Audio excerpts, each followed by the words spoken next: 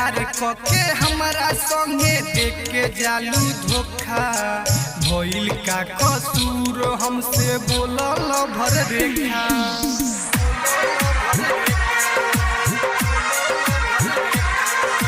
DJ Deepesh बाबू रामगढ़वा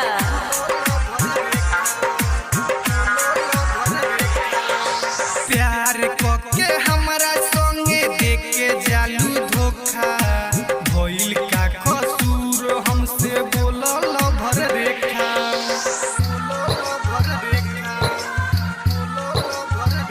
प्यार कके हमरा संगे देख के जालू धोखा भइल का कसूर हमसे बोलल भर रेखा डीजे दीपेश बाबू रामगढ़वा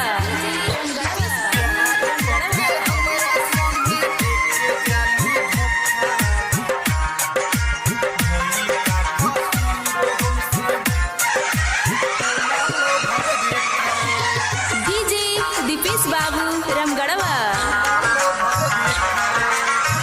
सोचले न रहनी जइबू हमारा से दूर हो पियावा के पाके गइलू हमारा के भूल हो सोचले न रहनी जइबू हमारा से दूर हो पियावा के पाके गइलू हमारा के भूल हो दिल तोड़ गइलू हो हमें छोड़ गइलू हो दिल तोड़ गइलू हो हमें छोड़ गइलू हो जल बिना मछली तड़पे तड़पियो ही लेखा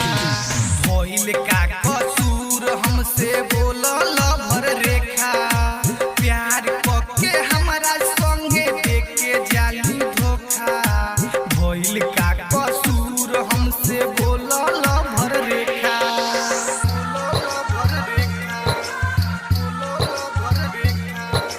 प्यार कके हमरा संगे देख के जालू धोखा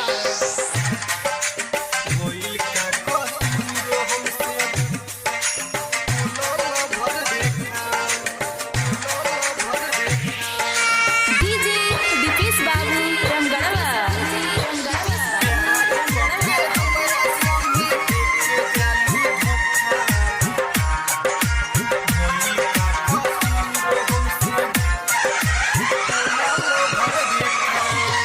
डीजे दीपेश बाबू रामगढ़वा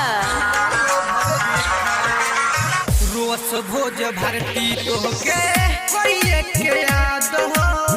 चल गइलू बोल काहे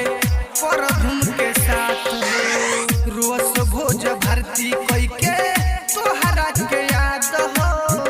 चल गइलू बोल काहे मनीष के साथ हो मनोज प्रकाश समझावे ले हो दिनेश संदीप समझावे ले हो परे में अशोक कहे कबो ऐसे नहीं देखा भइल का कसूर हमसे बोलल भर रेखा प्यार कके हमरा संगे देख के जालू धोखा भइल का